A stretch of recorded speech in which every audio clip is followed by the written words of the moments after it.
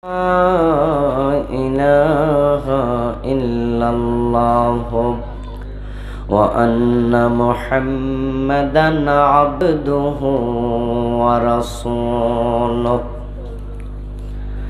أما بعد فقد قال الله تعالى في كلامه المجيد সকলে আমার সাথে পড়ুন আউযু বিল্লাহি মিনাশ শাইতানির রাজিম বিসমিল্লাহির রাহমানির রাহিম আলিফ লাম রা كتاب أنزلناه إليك لتخرج الناس من الظلمات إلى النار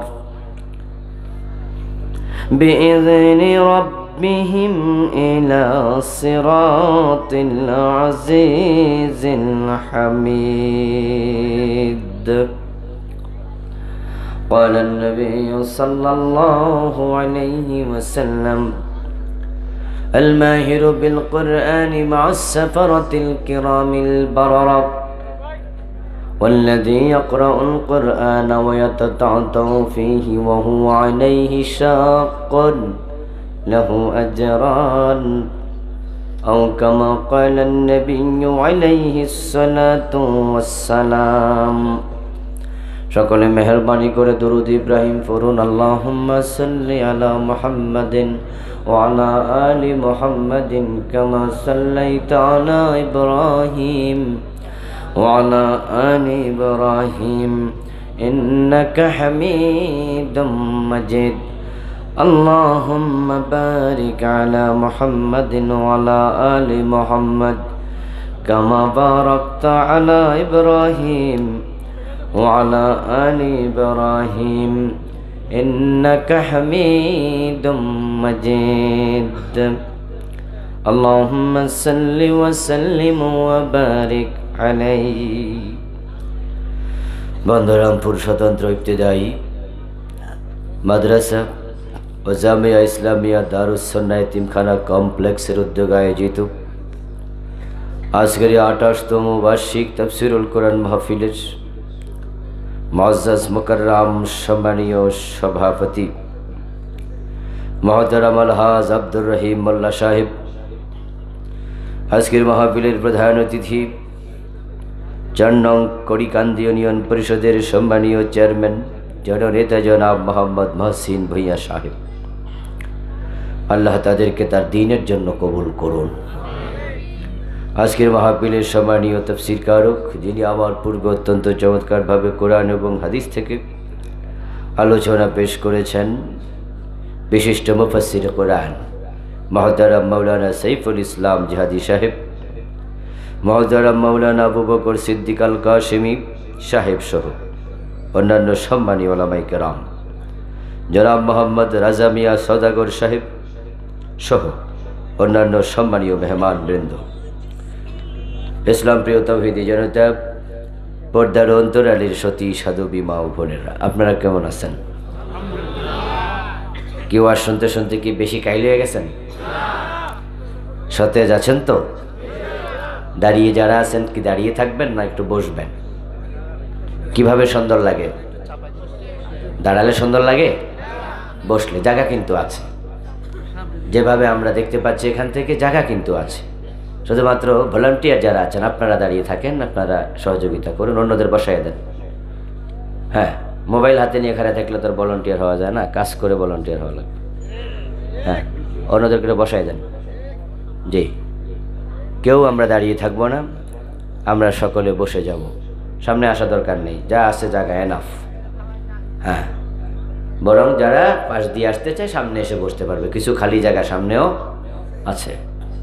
মাশাআল্লাহ, আল্লাহ তাআলার পবিত্র জাতের লাখো কোটি শুকরিয়া জ্ঞাপন করছি যে মহান মনিব অত্যন্ত মেহেরবানি করে এই শীতের মাঝে কুয়াশা ঘেরা রাতে কোরআনের মাঠে কোরআনের কথা বলার জন্য, শোনার জন্য আমাদের হাজির হওয়ার তৌফিক দিলেন।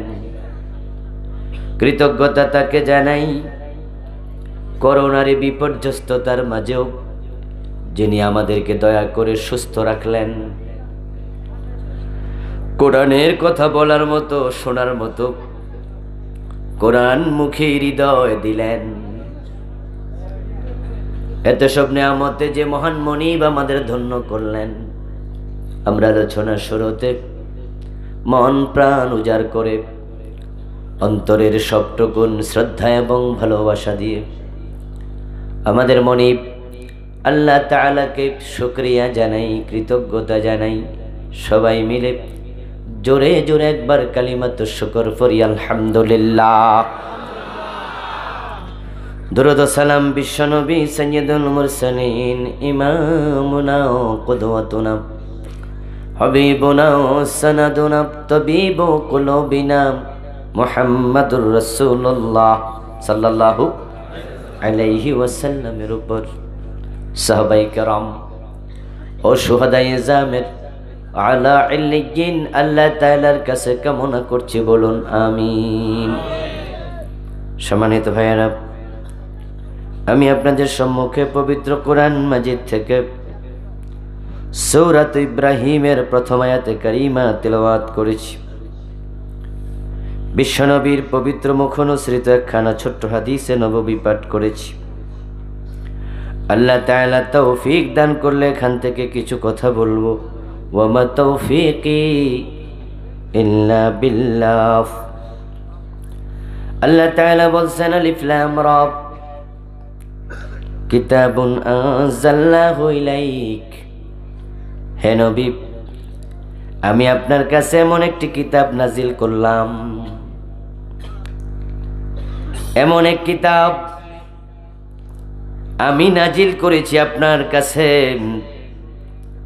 লিতুখরিজান নাসা মিনাজ যুলুমাতি ইলান নূর, যে কিতাবের মাধ্যমে মানুষগুলোকে অন্ধকার থেকে আলোর পথে নিয়ে আসতে পারবেন। সুবহানাল্লাহ। মানুষ তো অন্ধকারে ডুবে আছে, এই কথা আল্লাহ যখন বলছেন তখনকার যুগটার নামে ছিল আইয়ামে জাহিলিয়া, অন্ধকার যুগ। ডানে অন্ধকার, বামে অন্ধকার, সামনে অন্ধকার, পিছনে অন্ধকার, নিচে অন্ধকার, উপরে অন্ধকার, পুরা জাতি ডুবে আছে চরম তমসায়, দারুণ অন্ধকারের ভিতরে।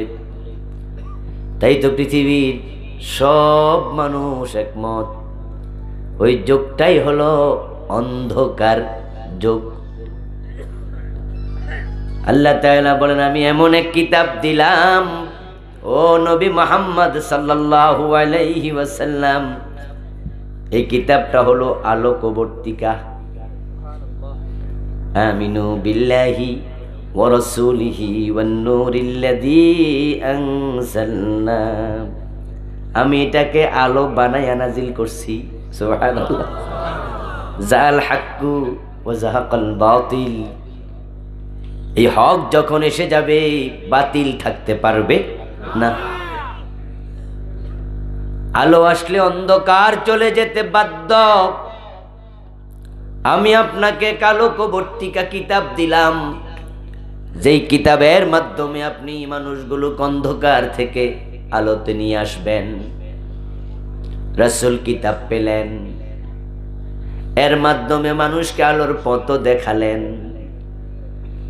ইন্তেকালের আগে ঘোষণা দিলেন, খায়রুল কুরুনি করনি। সুবহানাল্লাহ। দুনিয়ার সকল লেখক, সাংবাদিক, কলামিস্ট, ঐতিহাসিক, কবি, সাহিত্যিক, শিক্ষিত, মূর্খ সবাই মিলে বলেন ওই যুগ অন্ধকার যুগ, জাহেলিয়াতের যুগ, দি ইরা অফ ইগনোরেন্স।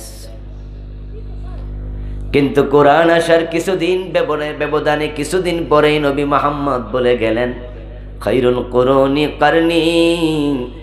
এটাকে অন্ধকার যুগ এখন আর বলা যাবে না, আমার যুগ হলো পৃথিবীর সর্বশ্রেষ্ঠ যুগ।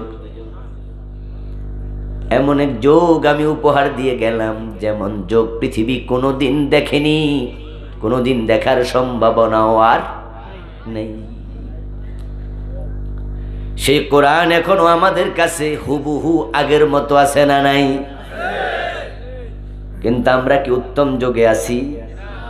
আমরা তো এমন এক যুগে আছি যে যুগ জাহেলিয়াতকেও হার মানিয়ে চলছে।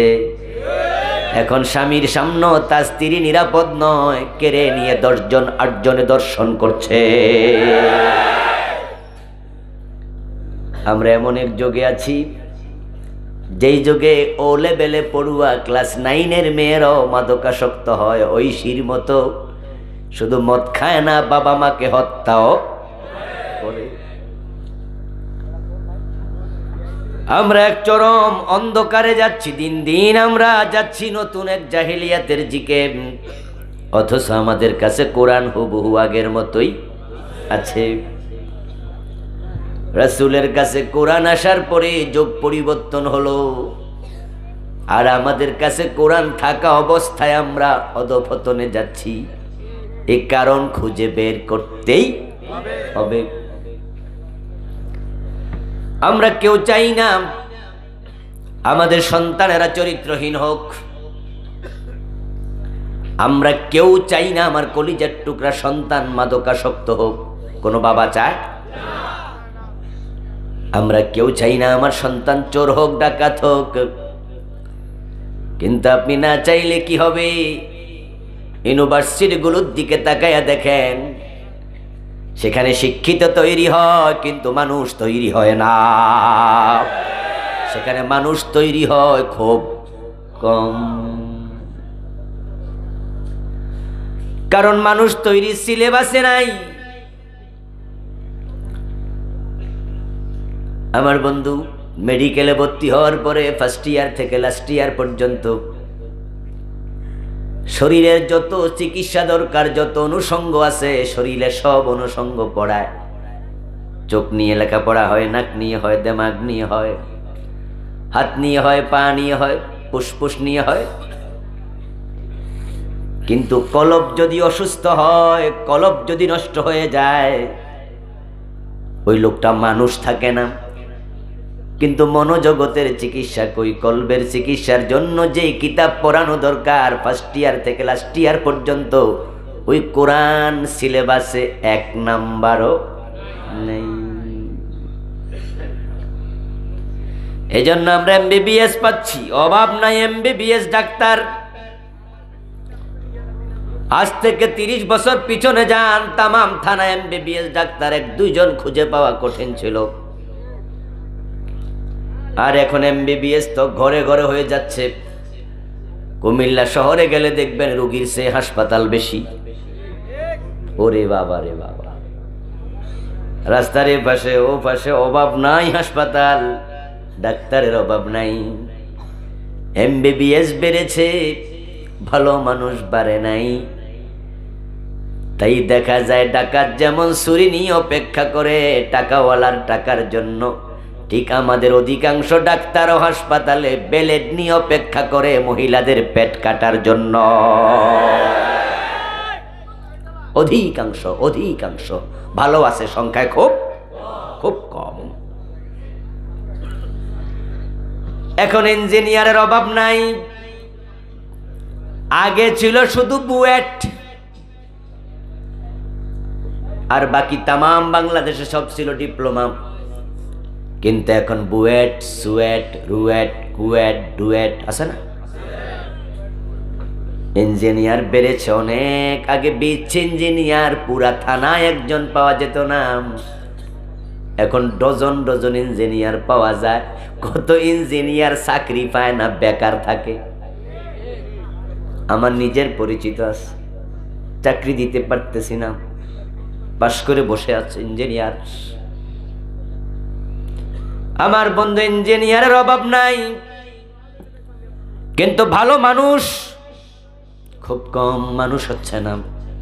এর কারণ ফার্স্ট ইয়ার থেকে লাস্ট ইয়ার পর্যন্ত কত সাবজেক্ট আছে, অভাব নাই, কিন্তু কোরআন আছে কয় নাম্বার, হাদিস আছে কয় নাম্বার, মানুষ হওয়ার জন্য যে কিতাব দরকার, অন্ধকার থেকে আলোতে আসতে হলে ওই কিতাব সাবজেক্টে রাখে নাই, যার কারণে আমাদের ইঞ্জিনিয়ার সাহেবেরা এখন রড আর দেয় না, রডের বদলে বাঁশ দেয়া শুরু করেছে। ও জাতি যা, তোর আর বাঁশ দিয়া দিলাম। তাদের মাঝেও ভালো আছে, সংখ্যা খুব। ইউনিভার্সিটিতে সেরা রেজাল্ট করা ছাত্র, বিসিএস ক্যাডারের অফিসার, এসি রুমে বসে অফিস করে, কত সুন্দর পোশাক, কিন্তু মনের জগৎ বড় অন্ধকারে কালো হয়ে আছে। ফাইল স্তূপ হয়ে যায়, ঘোষণা দিলে ফাইল লড়ে না।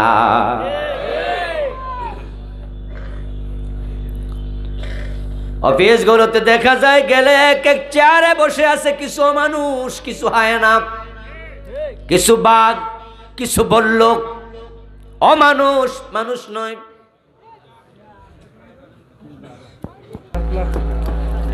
লা ইলাহা ইল্লাল্লাহ, লা ইলাহা ইল্লাল্লাহ,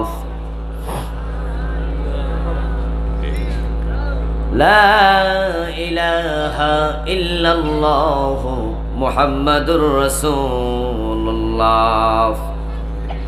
আমার ভাইরা, রাসূলুল্লাহ সাল্লাল্লাহু আলাইহি ওয়াসাল্লাম এই কোরআন যে যুগে তিনি পেয়েছেন তার উপর অবতীর্ণ হয়েছে,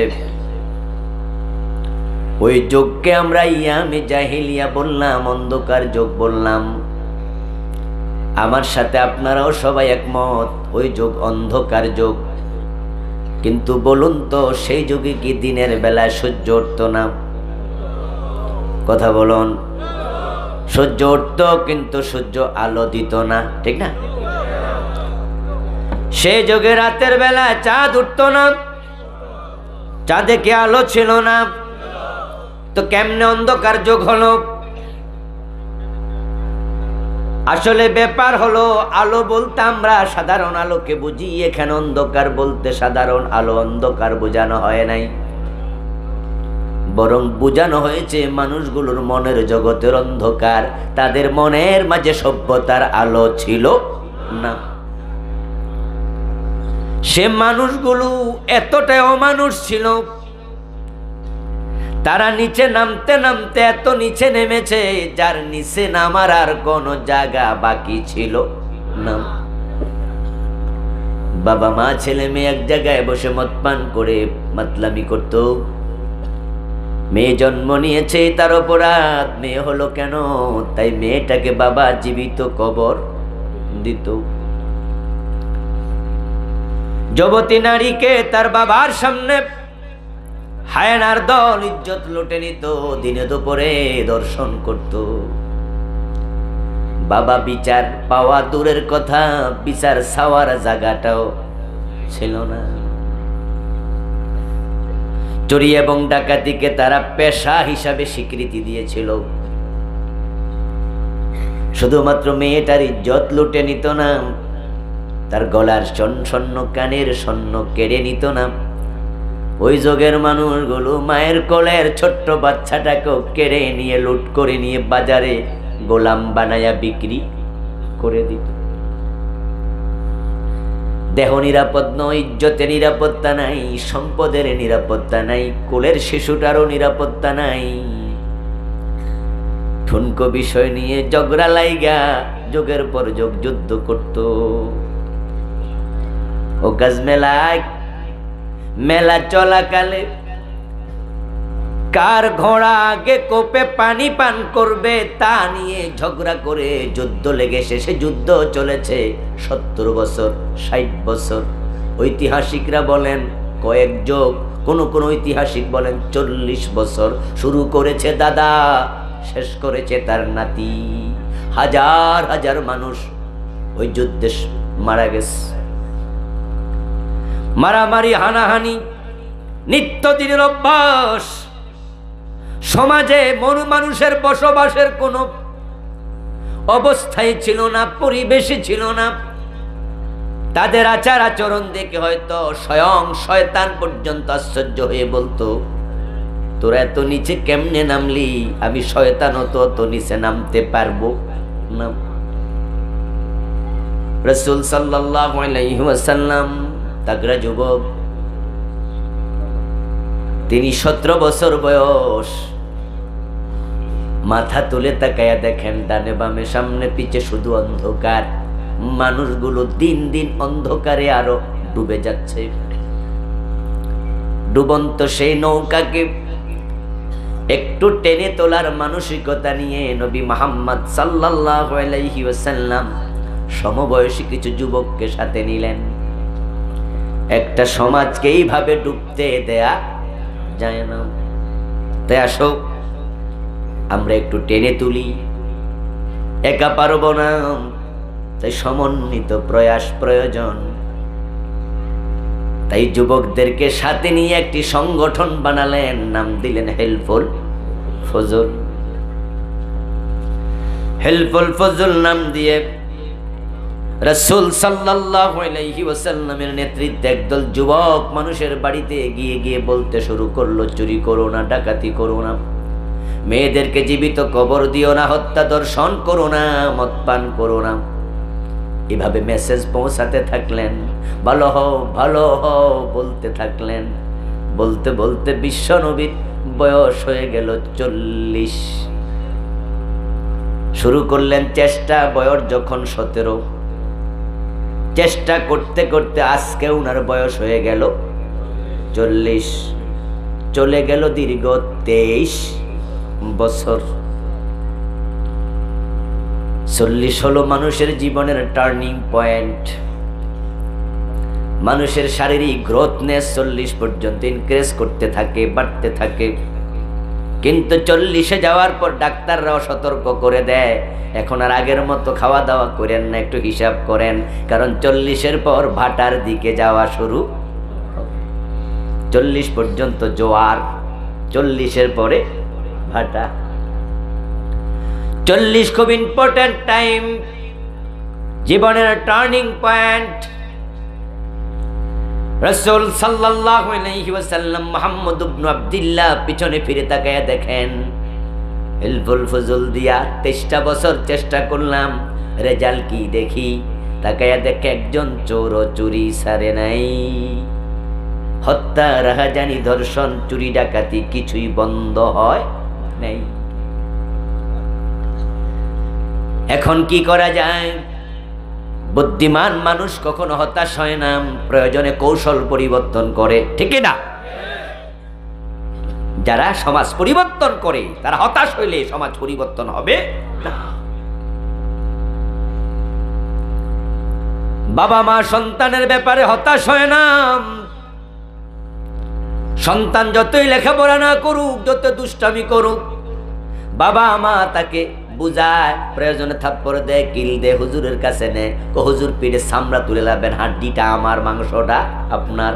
আবার আসার সময় কানে কানে কয়, বেশি মারিয়েন না, কলিজার টুকরা ভালো হোক, এটা সব বাবা মা চায়। হতাশ হয়ে গেলে হবে না, চেষ্টা চালাও। রাসূল অভিভাবক তুল্য মানুষ, আনা লাকুম মিসলুল ওয়ালিদ ওয়াল্লিমুকুম দীনাকুম।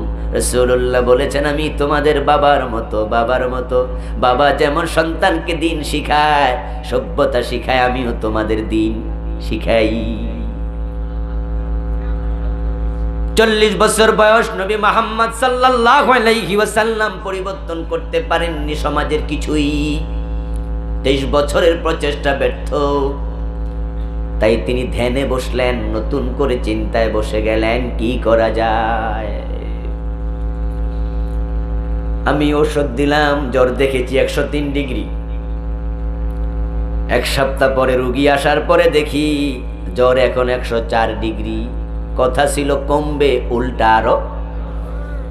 আবার ওষুধ দিলাম, আগের ওষুধ বাদ দেন, নতুন ওষুধ খান।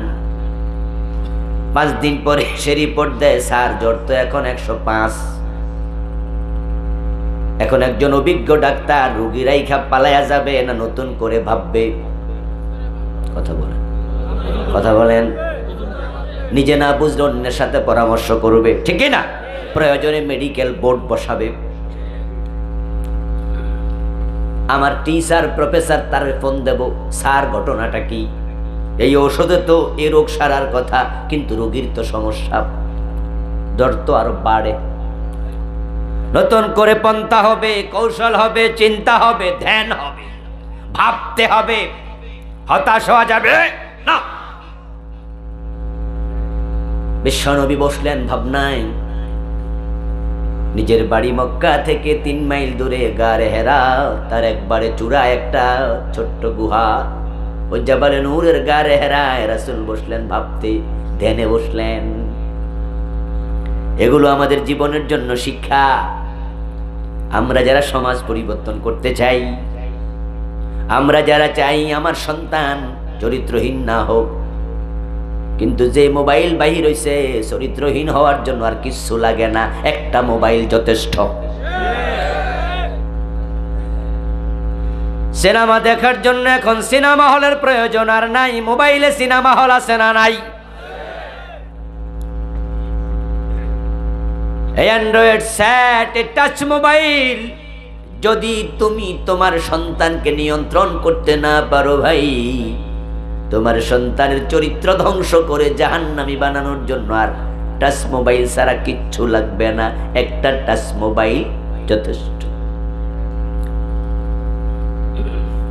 এখন আপনার সন্তানকে কিভাবে বাঁচাবেন এই সবল থেকে? করোনা ভাইরাস আসছে, স্কুল কলেজ মাদ্রাসা সব এখনো বন্ধ করে রাখছে। আমি বুঝি না, বুঝেও আসে না, ভেবেও কুল পাই না, আসলে ব্যাপারটা কি। মনে মনে ভাবি ওরাও আমার মতো, এই বিষয় আসলে তারাও বোঝে না। আল্লাহ এমন এক ভাইরাস পাঠাইছে, এর সাথে বুঝাইয়া সুজাইয়া চিন্তা ভাবনা করে কুল কিনারা কেউ পায় না, পাওয়া সম্ভব না। এই ভাইরাস থেকে বাঁচতে হলে আল্লাহর সাহায্য লাগবেই। নতুন করে ফ্রান্স লকডাউন দিতে যাচ্ছে, লন্ডন আবার নতুন করে লকডাউন দিয়েছে। আমার ভাইয়ারা, আমাদের স্কুল কলেজগুলো বন্ধ, কিন্তু আবার আশ্চর্য হই, গার্মেন্টস গুলো খোলা, সিনেমা হলও খোলা, লোকাল বাসেও লোকের অভাব নাই। আহমদ শফি সাহেবের জানাজার নামাজে কয়েক লক্ষ লোক হলো, আমি নিজেও গিয়েছিলাম। এই যে মাহফিলগুলোতে আমরা পাশাপাশি বসে আছি, কারণ বাজারে লোকের অভাব নাই। লোকাল বাসে গিয়ে দেখেন একজনের কাঁধে 3 জন খাড়ায়, ঠিক না? তো যদি কাশ দিলে আর সর্দি হইলে যদি এইভাবে এটা ছড়াইতো, বাংলাদেশে তো একজনও করোনা ছাড়া এতদিনে থাকার কথা ছিল না। আসলে ব্যাপারটা কি আল্লাহই ভালো জানে কি খেলা খেলতেছে। কুল কিনারা পাওয়া যাচ্ছে না, এখন স্কুল কলেজ বন্ধ, মাদ্রাসা বন্ধ। সরকার সিদ্ধান্ত নিছে অনলাইনে ক্লাস হবে। এখন অনলাইনে জুম ক্লাস করতে গেলে মোবাইল দরকার আছে না নাই? এখন বাধ্য হইয়া ক্লাস 8-এর ছেলের হাতে মোবাইল দেয়া লাগতেছে। এখন অ্যান্ড্রয়েড সেট চলে গেল 6-এর ছেলের হাতে, 7-এর মেয়ের হাতে, 9-10-এর ছেলে মেয়ের হাতে। আর অ্যান্ড্রয়েড সেট চরিত্র ধ্বংস করার জন্য যথেষ্ট। এই জাতিকে বাঁচাতে চাইলে আমাদেরকে নতুন করে ধ্যান করতে হবে, উপায় নাই।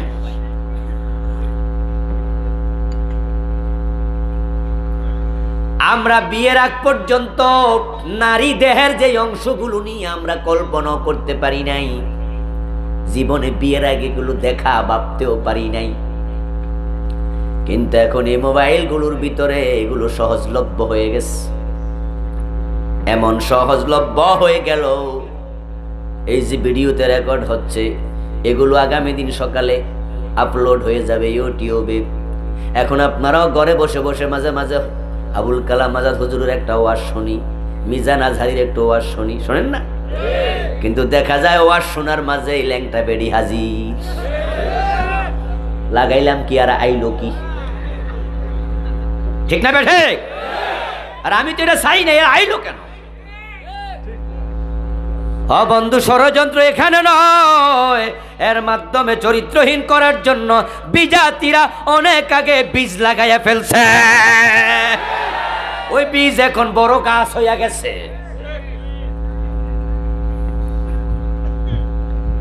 বাংলাদেশের সিনেমা চরিত্রহীন করার জন্য যথেষ্ট নয়, তাই ভারত থেকে আমদানি হচ্ছে। সিনেমার পোস্টারের গায়ে লেখা দেখি বাংলাদেশ ভারত যৌথ প্রযোজনা। কারণ বাংলাদেশের নায়িকারা যতই খারাপ হোক, সাংস্কৃতিক কারণে তারা কাপড় চোপড় খুলতে লজ্জা পায়, তাই হাঁটুর উপরে নিলে শরম শরম লাগে। তারা বুঝেছে যদি কাপড় আরো ছোট পরাতে হয়, ভারতের বিজাতি নায়িকা দরকার হবে, ওখান থেকে আমদানি করো।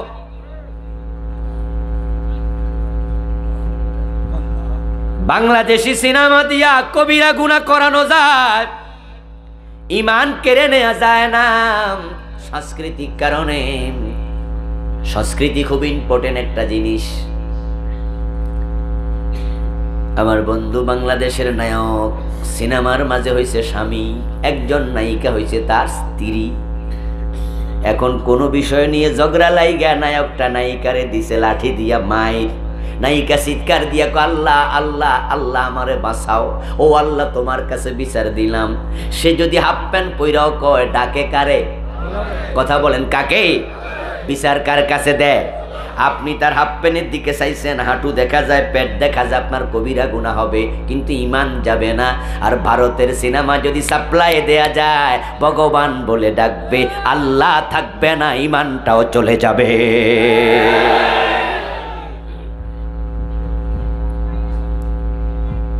সিনেমার নাম দিয়েছে দুর্গা।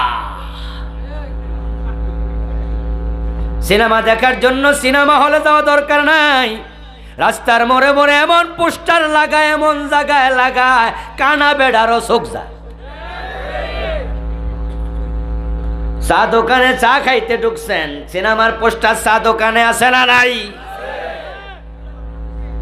নায়িকা দেখার জন্য এখন আপনি আর সিনেমা হলে যাওয়া লাগবে না। কোথায় আমরা নেমেছি, কোথায় যাচ্ছি ভাবতেই হবে তোমাদের। ও সমাজ সংস্কারকেরা, একটা 30 টাকার আয়না কিনো, আয়না দেখবা, শেভ করবা, মাথার চিরুনি করবা, আয়না দেখা সুন্নাহ, রাসূল নিজেও আয়না দেখেছেন। এখন আয়না কিনলেন 30 টাকা দিয়া, বাড়িতে আইসা উল্টাইয়া দেখবেন আয়নার পিছনে বেডি ফ্রি, বিনা পয়সা একটা বেডি দিয়া দিছে। ঠিক না? ঠিক না? আপনি কি বেডি কিনতে গেছিলেন? দিল কেন? এর পিছনে ষড়যন্ত্র পরিকল্পনা আছে কিনা? কেমনে আমাদের ঈমান যায়, কেমনে আমল যায়, কেমনে চরিত্র যায়, তারা সব ষড়যন্ত্র পাকাচ্ছে। এখন কলিজার টুকরা সন্তানকে মোবাইলের এই চরিত্রহীনতার সবল থেকে বাঁচাতে হবে। মাদক বাংলাদেশে এমন ভাবে আসতেছে, এখন ইয়াবা এত সহজলভ্য হয়ে গেছে। আপনার বাড়ির পাশের চা দোকানে ইয়াবা বিক্রি হয়, হয়তো আপনি জানেনও না। রাতের 11টা 12টা পর্যন্ত চা বেচে, লজেন্স বেচে, 12টার পরে হয়তো ইয়াবাও বেচে। ক্লাস 9-এ পড়ুয়া ঐশী ইয়াবা মাদকাসক্ত হয়ে জাতিকে চোখে আঙ্গুল দিয়ে বুঝাইয়া দিয়া গেছে। 9-এ পড়ুয়া মেয়ে মা বাবা দুইজনরে হত্যা করলো। পত্রিকায় দেখে তো আক্কেল গরুম, কয় কিরে ছোট্ট মাইয়া করছে কি? মা বাবা তো পুলিশের বড় অফিসার, ট্রেনিং প্রাপ্ত লোক, ইন্সপেক্টর। দুইজনরে মারলো। পরের দিন পত্রিকা আসলো বিস্তারিত, সে মাদকাসক্ত ছিল মেয়েটা। ঐশীকে পুলিশ অ্যারেস্ট করেছে, জেলে দিয়েছে। আনন্দিত হওয়ার কিচ্ছু নাই, ঐশীর ফাঁসি হলো, এটা কোনো বিচার নয়। এক ঐশীকে মাইরা কি করবা, হাজারো ঐশী তো তৈরি হয়ে গেছে। ঐশী আমাদের চোখে আঙ্গুল দিয়া বুঝাইয়া দিছে, মাদক এখন আর ভার্সিটি লেভেলে থেমে নেই, মাদক এখন আর কলেজ লেভেলে থেমে নেই, মাদক এখন হাই স্কুল লেভেলে এসে গেছে। তোমরা যদি নতুন করে ভাবতে না পারো, ওই মাদক প্রাইমারি তো চলে যেতে পারে।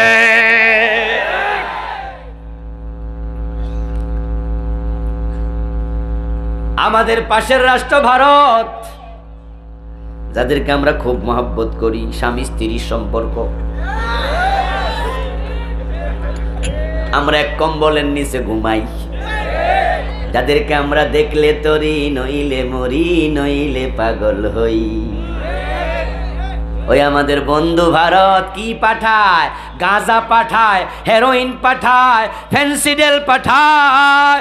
ও মিয়া লক্ষ্য করুন ভাই আমার, গরিব ওই গরুওয়ালা যারা গরু ব্যাপারী, তারা ভারতে গরু কিনতে গেলে তাদেরকে আমাদের ওই যে আপনার কি বলে বর্ডারে গুলি করে হত্যা করে। প্রতি বছর 10 জন 20 জন 50 জন গরু ব্যাপারী মারা যায়, গরু কিনতে গেলে গুলি খায়। কিন্তু ইয়াবা কিনতে গেলে, ফেন্সিডিল কিনতে গেলে গুলি খাইছে কয়দিন?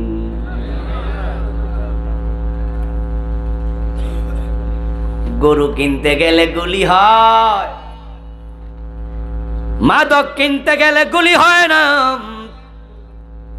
অথচ বন্ধু ভারতের হিন্দুরা, তারা তো